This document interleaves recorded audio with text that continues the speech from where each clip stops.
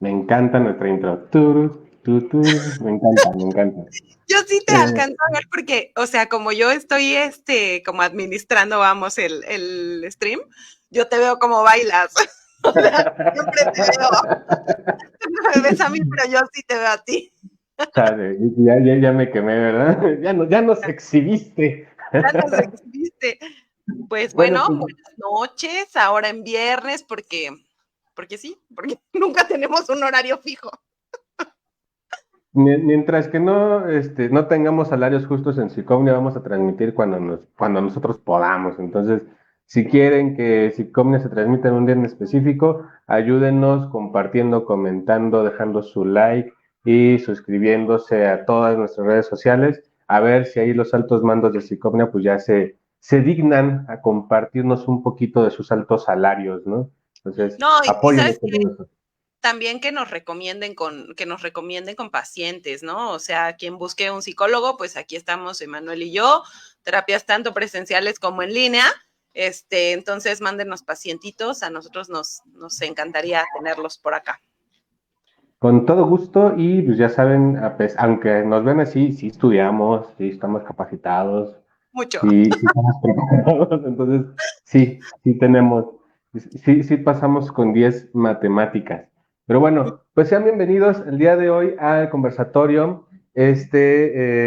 Pues está un poquito, ya habíamos hablado de este tema en otras ocasiones, pero no desde esta postura, no hablándolo desde la fragmentación de la familia y que por más increíble que parezca es un tema pues no nuevo, es un tema ya viejo, pero que en los últimos años, a pesar de que pasamos casi 3 años, vamos a dejarlo en 2 años encerrados entre la familia, pues creo que fue donde más se vieron esos problemas, ¿no? Y se presentaron más conflictos en la familia, ¿no? Entonces vamos a hablar de esta familia tóxica el día de hoy. Y está muy curioso. Penny, ¿querías agregar algo, perdón? No, pues fíjate, nada más quiero recordar como un poco, alguna vez ya hicimos algún tema de familia, ahorita que lo tocaste, me acordé, que hablábamos que existen ahora diferentes tipos de familia, ¿no? Y creo que eso también es muy valioso como de volver a repensar, porque también hubo cambios durante la pandemia, ¿no? Como con los tipos de familia. Yo pensaba, las familias nucleares, que solamente son de dos integrantes, de repente perdieron el trabajo y ahora ya eran familias compuestas, ¿no? Donde ya estaban la mamá, los suegros, quien fuera, ¿no? Se empezaron a hacer más grandes. Entonces sí es cierto que las familias se tienen que ir acomodando conforme vamos avanzando histórica, social y culturalmente, pero también hasta en estas cosas, ¿no? Como de la salud. Y también hay incluso entre esta otra parte en donde recordemos que lamentablemente la pandemia, pues destruyó muchas familias, quedaron muchos niños, tanto niños pequeños, adolescentes, huérfanos incluso, o sea, se quedaron sin ambos padres, al cuidado de tíos, de abuelos, y eso también es una deconstrucción de la familia porque el modelo que tal vez tenía ese niño, esa niña, que siempre estuvo enmarcado por el seno familiar de la mamá o el papá, pues de la nada, en un momento a otro, se terminó rompiendo y es volverlo a reconstruir ahora desde las herramientas que tienen los tíos, los abuelos, los primos, los hermanos, que no van a ser las mismas que tenían los papás, ¿no? Entonces, sí es contemplar también esa magnitud que trajo la pandemia, como bien mencionas, a la familia. Y justo contemplándolo, porque en México y en muchas partes del mundo tenemos una familia socialmente unida, ¿no? Nos hablan de que citando a Toreto, de la familia es primero, entonces nos dicen que justo, Pero ¿no? ojo, que la familia de Toreto no es su familia de origen, ¿eh? O sea, no es su familia Exacto. de Justo, sangre.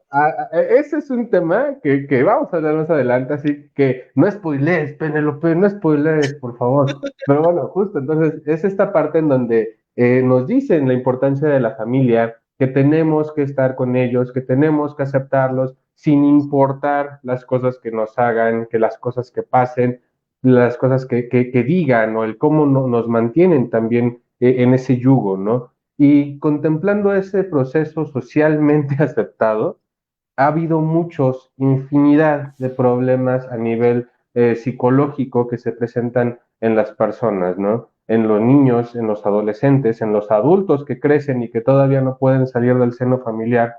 Eso al final del día es un problema. Entonces, fíjate, había una frase que es muy conocida, que decía Freud, que es infancia es destino, ¿no? Sin embargo, bueno, vamos, no necesariamente es que tuve una infancia horrible y ahora mi destino siempre va a ser la desgracia, ¿no? Sino que de alguna manera, por supuesto, que las herramientas básicas para la fortaleza yoica se aprenden desde las raíces familiares. Sin embargo, esto puede ir, o sea, puedes ir aprendiendo nuevas cosas conforme pasan los años, ¿no? Pues defendiéndote, queriéndote, como de alguna manera buscando ese, como darte eso que no pudiste obtener. A veces nos agarramos de maestros, de amigos de los papás, o sea, esto pasa mucho, ¿no? Entonces, sí es cierto que la familia es un lugar muy importante para establecer esas futuras relaciones, ¿no? Nuestras primeras relaciones van a definir mucho cómo nos vamos a relacionar a futuro. Y fíjate, yo quería hablar que dentro de la familia existen tres vínculos principales, ¿no? El vínculo familiar, que obviamente son estos lazos afectivos que se tienen en general en la familia. Obviamente el vínculo romántico, que tendría que estar entre los padres, y el vínculo filial, que es este vínculo entre padres e hijos, que permite como mantener esta relación de cuidado y responsabilidad, ¿no? De padres hacia hijos.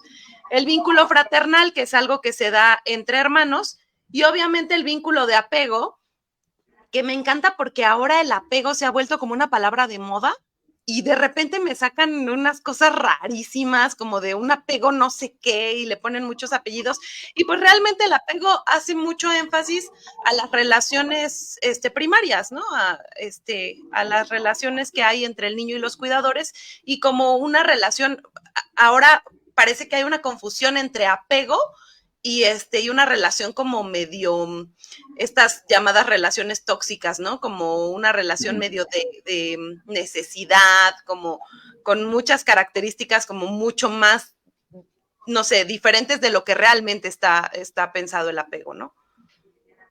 ahorita que lo mencionas y justo, ¿no? Pensemos, me vino a la mente, ¿no? El primer amor de muchos a veces no llega a ser directamente la mamá, sino que llega a ser algún profesor de la guardería, del kinder, ¿no?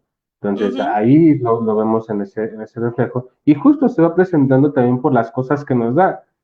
Se piensa, ¿por qué no es el papá o la mamá? Igual porque están, no son del agrado del niño o de la niña. No, simplemente porque no se genera ese vínculo existente con el niño, con la niña, y pues, simple y sencillamente no me dan la confianza, ¿no? Como para presentarlo. Hay ocasiones en donde hay papás incluso que sienten celos del niño, ¿no?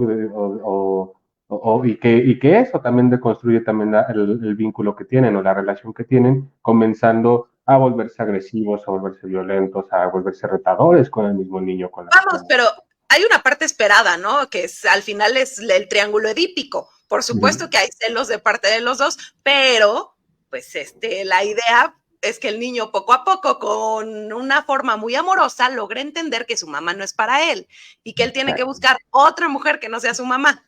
Hay quien nunca lo entiende, ¿no? Estas relaciones que hay de adultos todavía con la mamá muy Ujú. extrañas, pues por supuesto que van por ahí. Hay un programa en Home and Health justo que habla de eso, ¿no? Del niño de mamá o de igual, tanto lo hacen como de hombre con mamá, como de mujer con mamá. Entonces es básicamente una pareja que empiezan a tener conflictos. Bueno, son varias parejas, varias historias de parejas que tienen conflictos justo porque el novio sigue muy con este vínculo con la mamá que a veces parece enfermizo, ¿no? Ya parece más, más raro que otra cosa, ¿no? Ahí parece Acuérdense un de la película de neurológico. Psicosis. O Bates Exacto, Motel, ¿no? Que es al final la misma historia. exacto. Entonces, y esto sigue pasando y se sigue presentando. Y a veces, justo este tipo de situaciones son lo que nos lleva a esta deconstrucción de la familia. Bueno, que tendría Voy a que ser leer una comentarios, deconstrucción. espérate, porque te voy a quemar. Dice Graciela Lara, hola, bonita noche, y luego nos dice, yo amo mucho a mi bebé, mi niño hermoso. Yo lo sé, yo lo sé. Yo lo Bueno, sé. Muchas gracias, Graciela, por dejarme no, ¿cierto? Muchas gracias. Gracias, Graciela. Bueno, entonces, y ahí hay unas cosas y que mencionabas hace un momento de esta familia como tóxica y que creo que todo mundo en algún momento la hemos llegado a tener y que es muy fácil de cierta forma lograr identificar. ¿En qué aspecto? Con las red flags. Hemos hablado de red flags en relaciones de pareja, me en encanta. muchos aspectos, ¿no? Y en la familia, si bien es uno de los vínculos más complicados de romper por todas las implicaciones sociales, familiares y demás, creo que es la culminación de una persona que está tratando de sanar, ¿no? Una de las red flags son los problemas de comunicación, como ya se ha presentado en otras situaciones, por ejemplo, de pareja. Y aquí hablamos de una familia que básicamente llegan de trabajar, cada quien se mete o al celular o están en la computadora, están cenando con el teléfono, se van a dormir todos, amanecen y cada quien a sus actividades, el fin de semana ni siquiera conviven y de repente de la nada se dan cuenta de que el chico ya tiene novia, el papá y la mamá tienen problemas de pareja, el otro hermano está en situaciones de adicciones o algo por el estilo y que ¿de dónde salió? Si nosotros somos muy unidos, ¿no? Entonces, estas situaciones de comunicación son creo que las más comunes y que serían parte de un problema hablando de una familia tóxica. Otro, y que creo que este es el que no nos damos cuenta nadie, ahorita tú me vas a complementar, es la manipulación emocional. Cuando ¿Por qué? hablamos de la... Porque tú tienes buena información respecto a la Oye, tú manipulación eres emocional. experto. Porque tú eres experta. No, digo, porque seguramente tú has trabajado esta parte en terapia mucho Sí, y puedes abordarlo desde aquí, ¿no? La manipulación emocional, y digo Penny porque también, por si ahí saben, Penny trabaja mucho con adolescentes, entonces, por si gustan, ahí tenemos a Penny para que pues, le echen un mensajito y con gusto. Entonces, la manipulación emocional se da más de padres a hijos de hijos a padres, hablando estadísticamente. Muchos dicen, no, los hijos son los que más manipulan a los padres para conseguir cosas. Sí, pero aquí hablamos de una cuestión diferente a que compran un videojuego. Aquí claro. hablamos de la situación de yo quiero que sigas conmigo, yo quiero que te quedes conmigo, yo quiero que hagas lo que yo quiero que hagas, ¿no? Entonces, Ujú. como yo digo que son las cosas. Y ese es lo que incrementa este riesgo con respecto a una familia tóxica. Penny, ¿hay algo que quieras agregar aquí? No, fíjate, en esto que estás hablando estoy totalmente de acuerdo, porque hay una realidad y es que también los hijos necesitan de sus papás. Fíjate, pensando en esto del apego que hablaba hace un momento, John Bowlby, que era un británico, como psicoanalista, pero como bien raro el asunto, no sé, terminó como en una cosa como del desarrollo, ¿no? Y bueno, él nos hablaba como en esto de la necesidad del apego, ¿no? Que es necesario también que nosotros tengamos como una relación cercana con nuestros padres. ¿Y qué creen? Que en esa relación cercana, por supuesto que los hijos van a buscar obtener cosas, porque con el paso del tiempo eso va a hacer que ellos forjen su carácter, que forjen muchísimas herramientas justamente para saber cómo conseguir, ¿no? No es que los hijos sean manipuladores, ya cuando son grandes y cuando lo hacen conscientemente, pues entonces sí, ellos pueden tener muchos intentos, pero al final estos intentos siempre, la importancia de que esté ese papá o esa mamá que ponga los límites, va a hacer que entonces no se vuelvan hijos manipuladores. Entonces, a mí me encanta porque sí es cierto, lo que hemos visto mucho y lo que creo que se ve mucho en consulta, pero fíjate que me pasa más con personas adultas. Yo trabajo únicamente adolescentes y adultos, y con los adultos me pasa mucho que los padres de los adultos, que ya son personas mayores, suelen tener como mucha más tendencia a ser manipuladores. Acuérdense que ya hicimos un conversatorio alguna vez de los adultos mayores y justamente hablábamos como de la incapacidad para encontrarse un lugar dentro de la sociedad, como incluso pierden cierto estatus, incluso lugares también en la familia, ¿no? No solamente es en la sociedad, sino en la sociedad cercana, que sería la familia. Y entonces pareciera que todo eso al final los hace sentir solos y eso los motiva de alguna manera a manipular y entonces tratar de mantener cercanos a sus hijos de formas muy, muy, muy enfermas, ¿no? De hecho, recuerda que existe el síndrome del nido vacío, y que va muy relacionado a esto, ¿no? Una pareja de adultos, tal vez si ya no está el papá o ya no está la mamá, y que toda la vida, hablamos de toda la vida de los chicos, obviamente, vivieron con ellos, pero de un día al otro, si son tres hermanos, los tres hermanos se fueron y ya el papá o la mamá o los dos se quedan solos y aunque estén en compañía o tengan a otro familiar cercano, ellos comienzan a caer en este proceso de depresión y de melancolía porque al final del día les falta algo, lo que era su propósito. Tal vez ya no tenían la necesidad de mantener a los hijos, pero su propósito todo el tiempo fue salir a trabajar, llegar de trabajar, darle de comer a mis hijos, darles dinero para la escuela, para el transporte, para lo que sea, y entonces todo el propósito que conllevaba mi vida como papá ya no está. Y ahora que caigo justamente a eso, ¿no? A buscar la manera para que ellos se sientan culpables. No digo que pasen todos, porque no, muchos adultos, adultos mayores, muchos papás que sufrieron esta parte, lo llegan a trabajar, a veces sin la necesidad de terapia. Yo recomiendo que sea siempre con terapia porque pues, trabajo para nosotros, no, porque luego hay cosas que no logran sacar, ¿no? Pero a veces sin la necesidad de terapia lo logran atender, lo logran trabajar. ¿Por qué? Porque comienzan a ver otros panoramas, se pueden percatar de que hubo muchas cosas que dejaron de hacer bueno, que dejaron de hacer porque estaban ahí los hijos. Entonces, eso les ayuda. Pero cuando no caen a lo que justo es nuestro tema, ¿no? Volverse en este proceso de control y de manipulación para con los hijos. O utilizar a los nietos muchas veces como para generar ese chantaje, ¿no? Ya lo transfieren del hijo al nieto, o si es el caso, hasta el bisnieto, ¿no? O culpar a las parejas. Penny. Pero fíjate, creo que todo esto también al final es una forma de repetición. Acuérdense que muchas cosas, lo que no se repara se repite, ¿no? También lo dijo Freud. Entonces, las cosas que vamos dejando y que vamos dejando en la familia, acuérdense que, por eso les decía, es tan importante la familia en la generación de las relaciones posteriores que al final uno termina luego repitiendo lo mismo con su propia familia, ¿no? Y entonces todo eso que viví con mi mamá, que me manipulaba, que me hacía, que lo vuelvo a hacer, ¿no? Sin darme cuenta. Porque de alguna manera, digamos que vamos haciendo como unos modelos internos, ¿no? En nuestra cabeza se empiezan a hacer algunos modelos y esos modelos van a regir nuestra vida futuro. Esos modelos son los que vamos a seguir de alguna manera. Y si nuestro modelo no está pensado como a partir de algo que me pasó, que fue muy, no sé, feo, que no quiero para mi vida y no lo pensé y no lo reparé y no, trabajé con ello, pues entonces, ¿qué creen que va a pasar? Se va a repetir y se va a repetir y se va a repetir. Y eso pasa mucho en las familias, ¿no?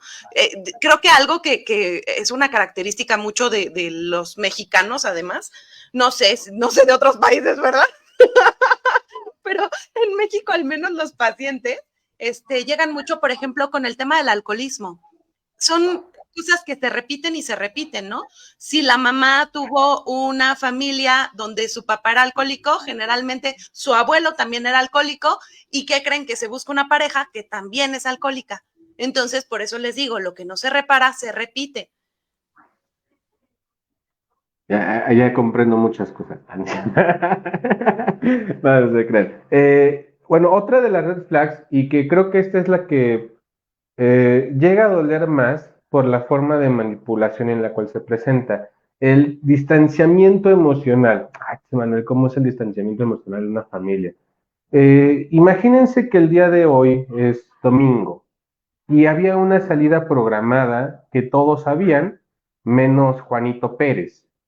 Juanito Pérez, pues ve que todos se están preparando para la salida y les dice, ¿a dónde van? Dicen, hijo, ¿qué crees? Vamos a ir a casa de tu abuelita. pero como todos los domingos estás trabajando, como siempre estás ocupado, como sabemos que tienes muchas actividades, pues no te invitamos, no te quisimos decir, ¿no? Entonces, el distanciamiento emocional comienza a tener aquí una participación de culpa hacia la persona. ¿Por qué? Porque tú fuiste el que se alejó por tu trabajo, por tu escuela, por tu pareja, por lo que sea, tú fuiste el que comenzó a alejarse. Y entonces la familia lo trabaja de esa manera con la intención de que comiencen a ceder en las decisiones que toman con ellos, aunque las decisiones perjudiquen a la persona, ¿no? En este caso a Juanito Pérez, porque Juanito Pérez tiene que comenzar a tomar una decisión, o deja el trabajo, o deja la escuela, o deja a la pareja, con tal de hacer las actividades que normalmente hacen en familia. Penny. Fíjate, me hiciste pensar en dos tipos de apego. Yo con mi apego, perdón, pero es que eso me dio mucho sentido para pensar en la familia, Es ¿no? que tengo apego con esa palabra. Tengo un apego con esa palabra, pero hay dos tipos de apego que creo que son muy importantes para esto, ¿no? El apego evitativo y el apego ambivalente. Curiosamente, cuando hablamos del apego evitativo, son estos niños que crecieron con esta, como poniendo esta distancia entre sus familiares y que creen que a estos les va a ser muy difícil a la edad adulta hacer unas relaciones como mucho más profundas. Generalmente se quedan con relaciones superficiales. Entonces, eso por un lado, ¿no?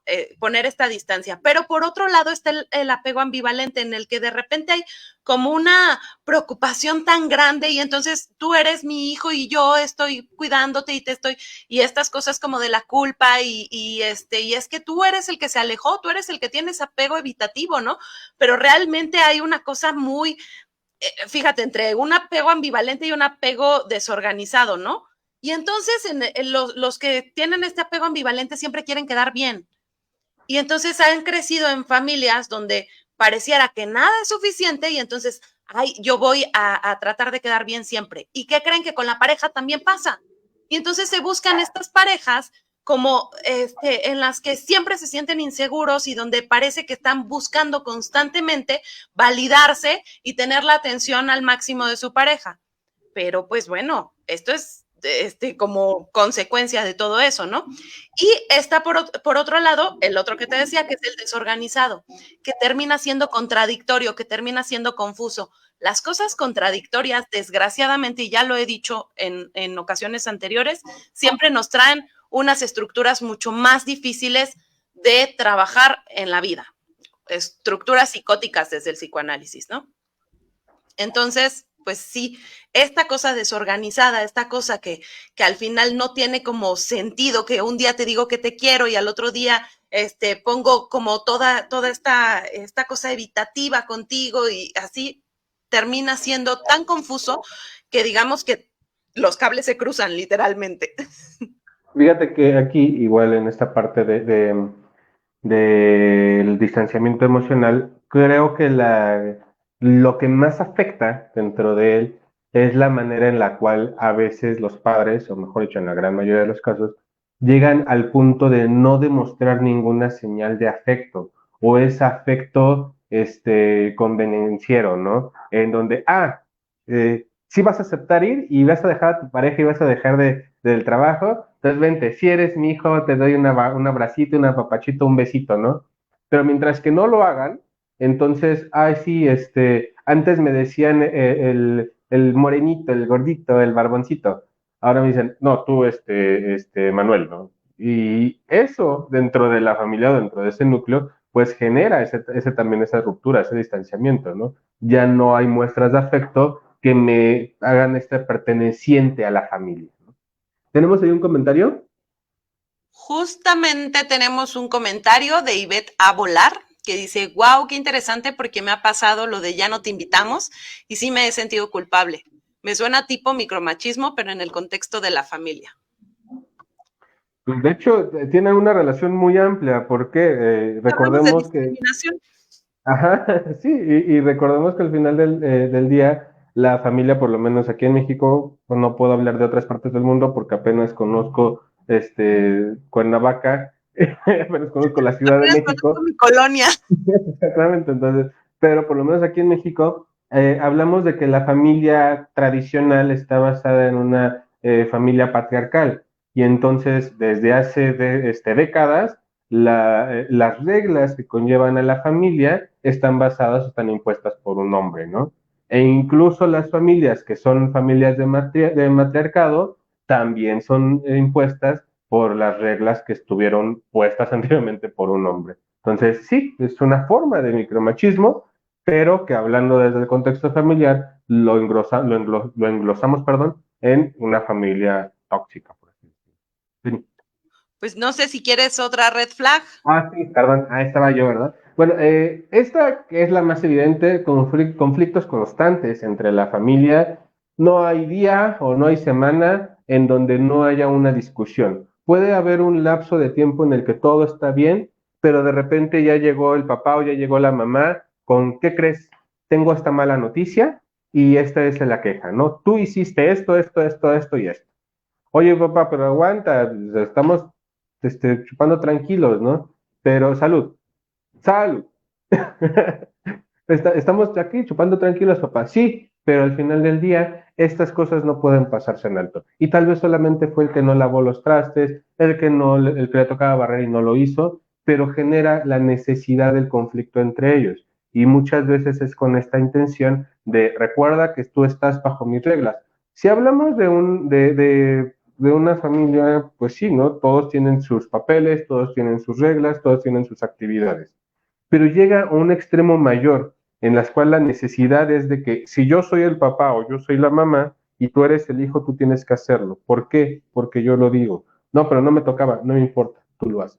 Punto. Entonces, esa imposición del momento de hacer las cosas genera el conflicto entre ellos, ¿no? Penny, ¿querías decir algo, perdón, o era otro estornudo? Fíjate, me recordaste porque en un libro de Freud que se llama, bueno, en un escrito de Freud que se llama Totem y Tabú, él habla como de cuando las familias de repente tenían que derrocar al padre, ¿no? Y cómo era necesario que el hijo cometiera parricidio para ponerse en ese lugar. Y parece que seguimos comportándonos como esas familias de tribu, ¿no? O sea, en las que no me vas a derrocar, no me vas a quitar mi lugar porque aquí es donde yo mando. Y como yo mando, a pesar de que seas un adulto, a pesar de que seas un adulto responsable y aparte X de mí, o sea, igual yo tengo que mandar, ¿no? Hasta el día en que me tengas que derrocar. Y pues bueno, creo que estamos ya en otro lugar, ¿no? Ya estamos en otra cosa, como ir entendiendo algo que me pasa mucho y que no sé si te pase también en consulta, pero con adolescentes sobre todo pasa mucho, como los papás así, no, es que nosotros lo dejamos que él se exprese, que él sea libre, que él decida. Y no es cierto. Les voy a decir por qué. No es cierto que uno deja que alguien sea libre cuando va a meter ahí su opinión y cuando va a meter su cucharota en donde no lo llamaron. Uno tiene que aprender a escuchar y eso es muy difícil.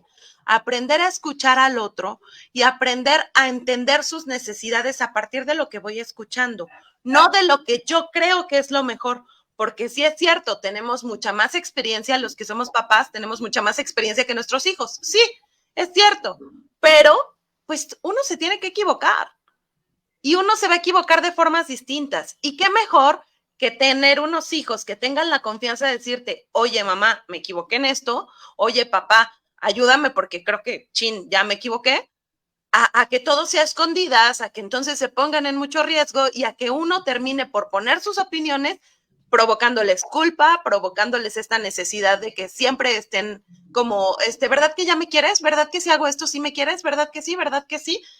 ¿Y qué creen? En las parejas hacen lo mismo y cuando tengan sus familias van a ser igual de disfuncionales. Claro. Fíjate que ahorita que lo mencionaste, se une un poquito con otra parte que es eh, cumplir objetivos o metas que a veces son imposibles, ¿no? Le cargamos tanto a nuestros hijos una postura de que el papá es doctor, la mamá es doctora, pues ¿qué crees? Tú también vas a ser doctor o vas a ser doctora, ¿no?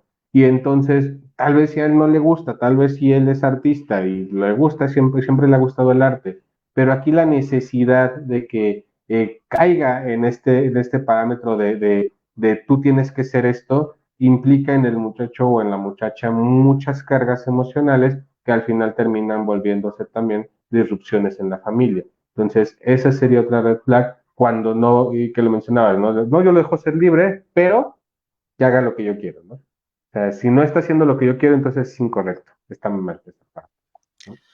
Fíjate que voy a quemar hoy a una señora que vi. No, ni la conozco, ¿eh? No, no, no se crea.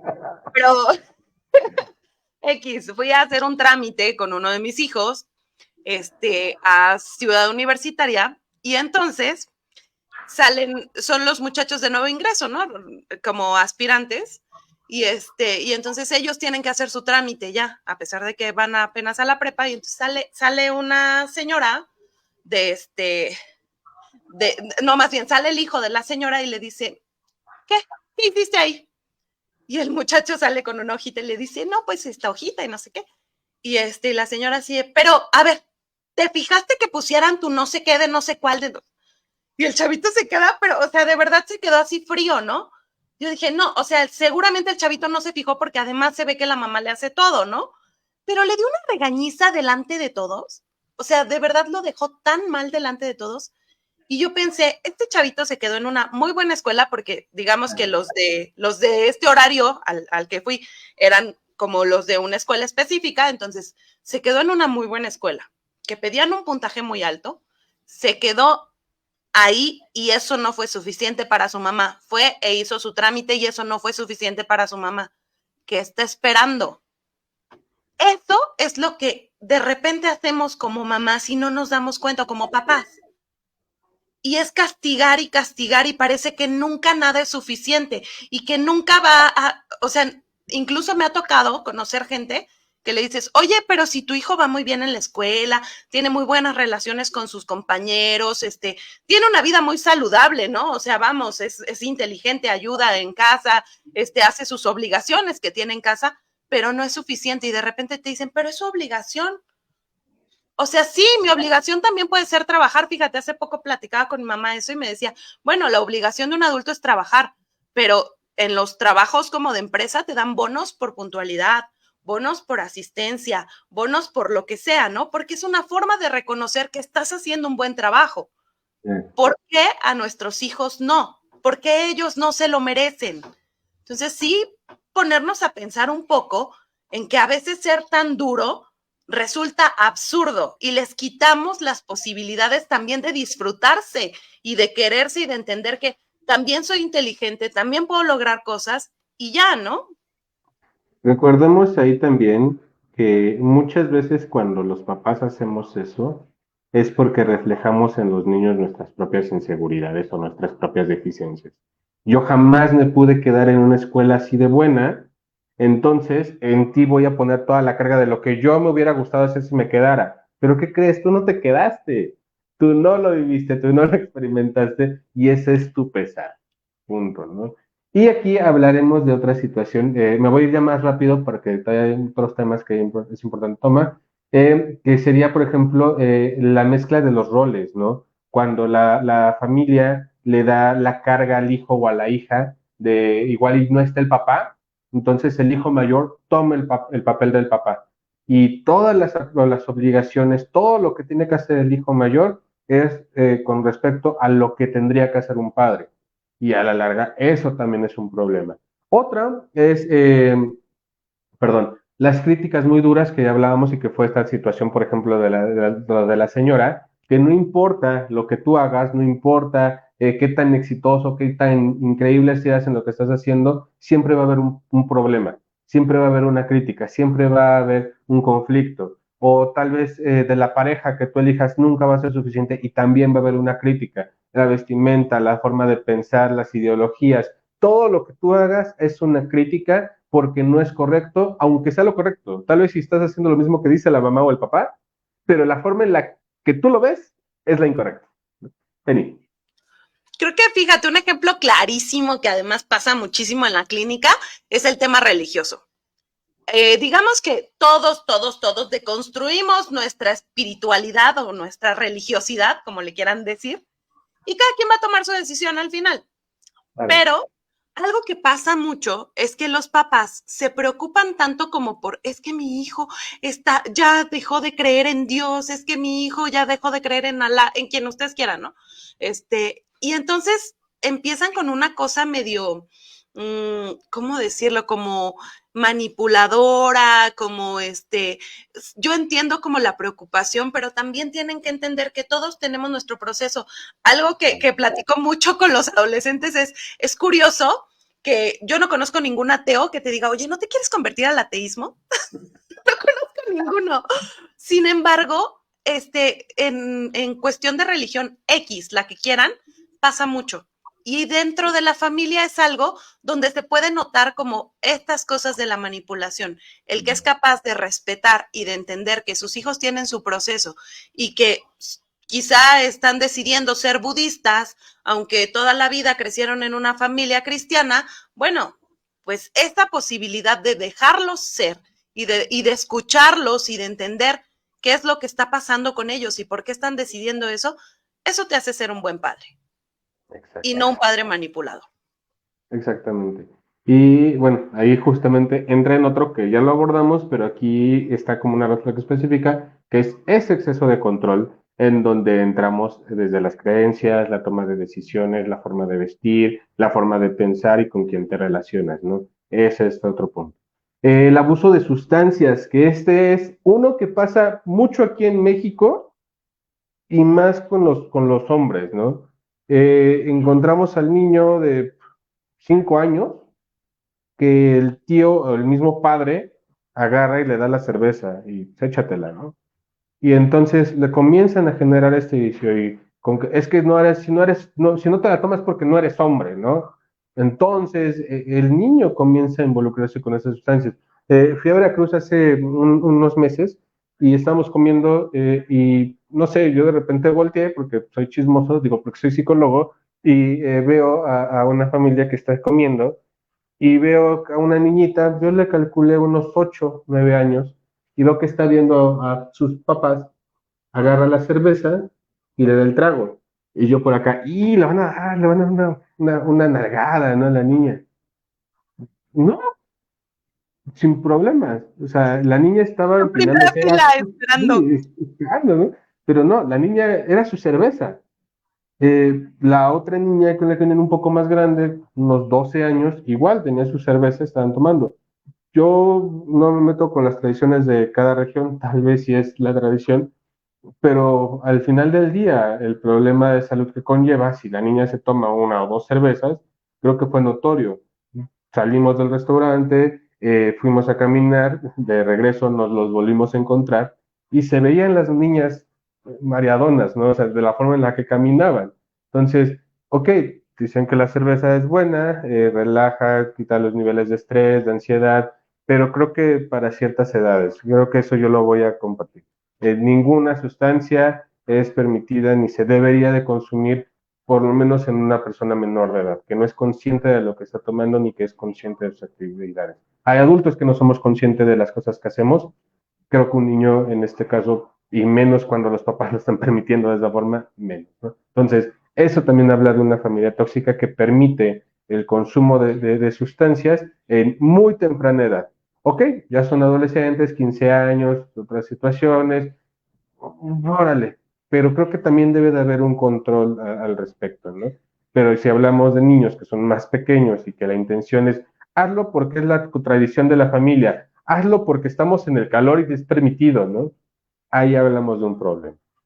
Y por último, que creo que Fíjate, espérate, es que yo te iba a decir, incluso hay algunos medicamentos, ¿no? Por ejemplo, para el TDA, que es algo muy común en los niños, no se les da medicamentos a temprana edad. Tienen que esperar hasta los 7 años para que entonces se les pueda empezar a medicar. Entonces, sí, es cierto, las sustancias, por más buenas que parezcan o que aparenten ser, en los niños, pues no van a ser adecuadas, ¿no? y bueno, este es bueno, hay todavía más red flags, pero creo que las que tomé son las más importantes. Eh, Abuso verbal, físico y emocional.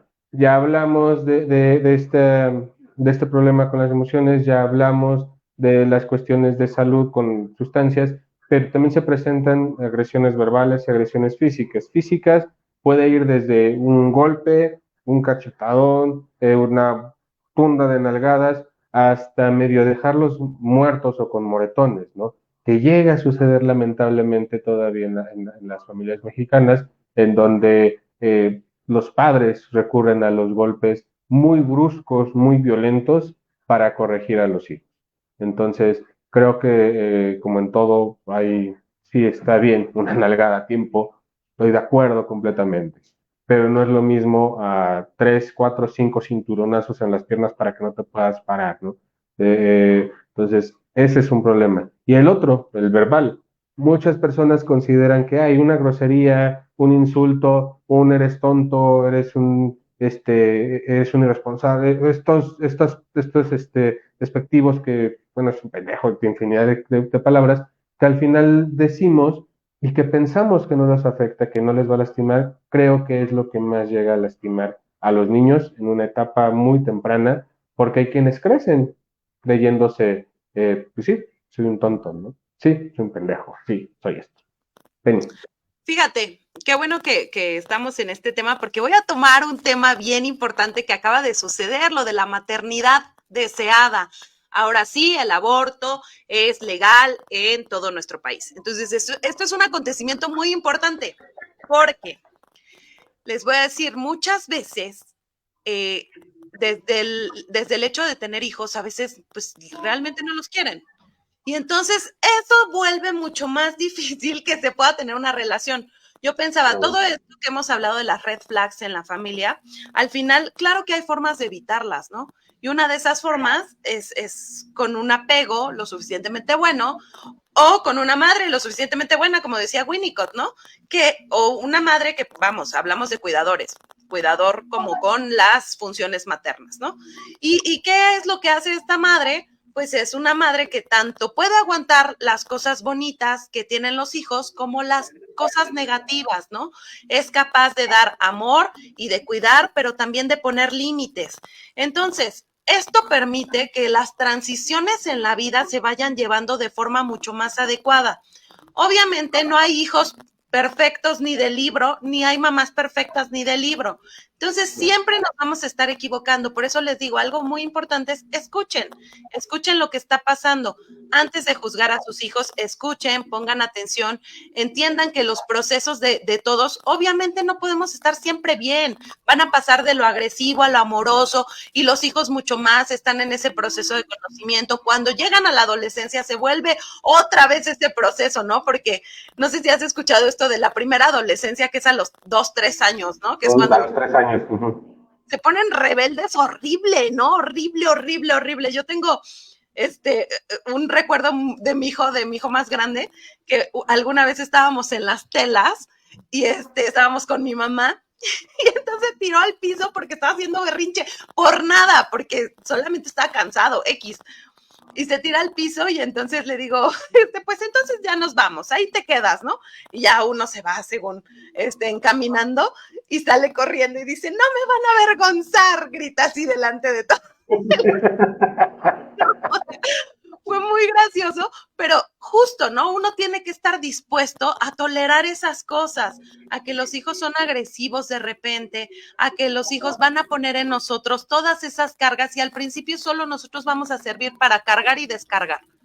Entonces, sí, esto es muy importante porque esto nos permite tener una maternidad mucho más consciente y entonces estar preparados para todo esto.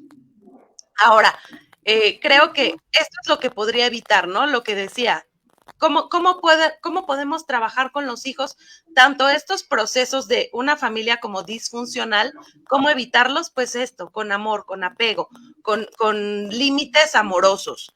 Desde el amor no quiere decir que nunca le vas a dar una nalgada. Eso no quiere decir porque a veces, no sé si te pasa, pero hay muchos papás que te dicen, oye, pero es que entonces, no lo puedo tocar y entonces lo trato de convencer. No, no, no es tratar de convencer, es ponerse firme y decir, esto no se hace. A mí no me gustan las nalgadas, ¿no? Pero sí soy muy consciente de que en ocasiones podría ser necesario. Cuando los niños ponen en peligro su propia vida o la de alguien más, es un momento como para que poner un alto definitivo. Y bueno, voy a leer primero el comentario de Fabián. O léelo. Dice, yo creo que no es tolerar, es el reflejo de lo que fuimos y entender, así sentían mis padres, y una carita así. Sí, en efecto, o sea, creo que entre todo es una forma de comprender y de tolerar y de identificarse tanto como padres como hijos, ¿no? Perdón. En este caso, que era lo que mencionaba Penélope, hay ocasiones en las cuales no somos perfectos, bueno, en todo caso, no somos perfectos padres, no somos perfectos hijos, pero tampoco podemos comprendernos como malos en todo momento, sino que vamos a ir aprendiendo conforme va pasando el tiempo, tanto a ser hijos como a ser padres. Claro, y algo muy importante que siempre les decimos es encontrar esos acuerdos, ¿no? Esos acuerdos familiares, de pareja o incluso en la relación padre-hijo, ¿no? Creo que cosas que también van a estar siempre como relacionadas a qué tanto puede como afectar o impactar en los niños alguna noticia como una separación, como incluso la muerte de alguno de sus padres, tiene que ver tanto con cosas personales, con el cómo se van criando, con el cómo se van estructurando ellos, pero también con cosas de cómo han sido criados, ¿no? ¿Qué fortalezas han tenido? ¿Qué fortalezas les han dado sus padres para que ellos puedan tolerar ciertas frustraciones de la vida? Claro. Y ahí también comprender otro aspecto que nos demuestra la necesidad a veces también de separarnos, ¿no? Cuando llegamos a cierto punto en el cual ni yo, o mejor dicho, me estoy dando cuenta de que yo soy el destructivo en la familia o que ustedes son los destructivos en la familia, recuerden que está bien marcar un límite. Los lazos y los vínculos que formamos con las familias o con nuestra pareja o con la persona que sea, no significa que vaya a ser para siempre. El hecho de que yo esté con alguien o que esa persona me haya dado a luz, me haya dado la vida, no significa que tengo que estar con esa persona para toda la vida. Y menos cuando entre los dos o los tres o los que seamos nos estamos lastimando mutuamente. A veces el hecho de que cómo me voy a separar de mi papá, cómo voy a separar de mi mamá, o sea, no puedo tener otro papá y no puedo tener otra mamá. No, pero puedes no tener ningún padre ni ninguna madre, y eso no significa que vas a ir y los vas a desvivir, ¿no? Simplemente de que vas a marcar esa separación y que vas a marcar ese límite. Claro que les puedes seguir hablando, pero ya no vas a caer en ese juego. Y también con los hijos. Decía Leonard de la teoría del Big Bang, ¿no? A veces los padres no tienen que querer a sus hijos, ¿no? Y en efecto, a veces también un padre se puede separar del hijo. O sea, conozco a una persona que ha vivido eso mucho, mucho tiempo y lamentablemente se quiere quedar en ese ciclo de no importa el daño que me haga mi hijo, es mi hijo. Y a veces, lamentablemente, las ideas religiosas nos terminan perjudicando, ¿no? Porque aquí es que es el hijo que Dios me mandó y es lo que yo tengo, ¿no? Entonces, es lo que en muchas ocasiones termina de perjudicar a las personas. Entonces, hay que Pero comprender. también pasa al revés. También pasa al revés. Hijos que se quedan con sus padres a pesar de saber que, por ejemplo, estos hijos que tienen padres abusadores, ¿no? Y que se sienten con la culpa de tener que cargar con ellos. Cuando, pues, por favor, si ya te hicieron daño, ¿por qué tienes que, o sea, no es tu obligación querer a tus padres? También, o sea, es parte de un proceso. Lo mencionamos justo al principio, ¿no? Cuando no se presenta este primer amor con los padres y se presenta con el maestro o con la maestra.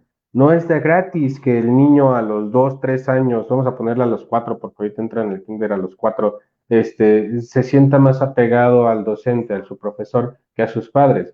¿Por qué? Porque mis padres no me demuestran el cariño o el afecto que necesito.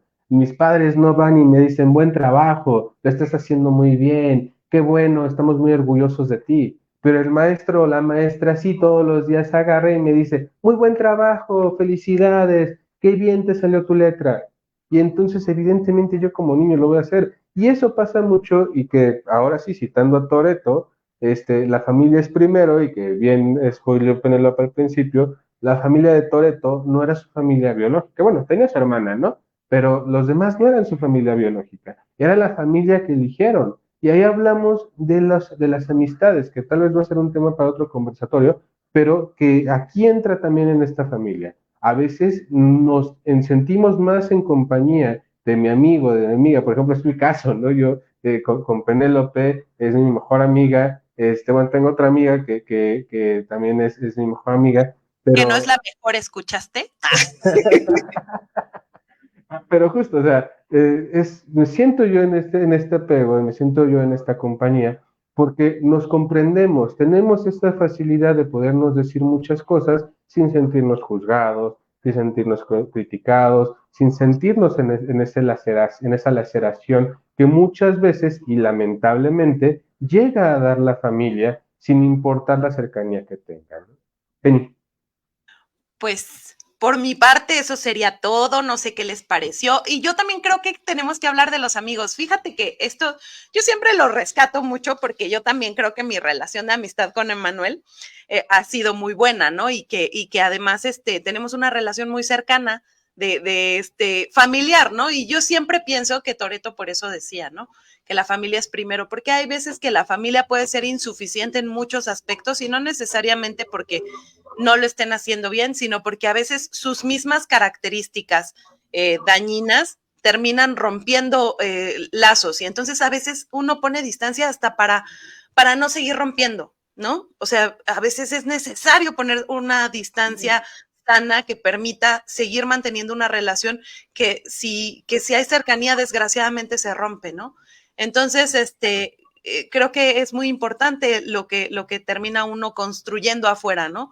Esta familia que pueden ser los amigos, que pueden ser familiares un poco más lejanos, los primos, no sé, ¿no? Entonces, creo que sí, me parece que ese sería un buen conversatorio, fíjate.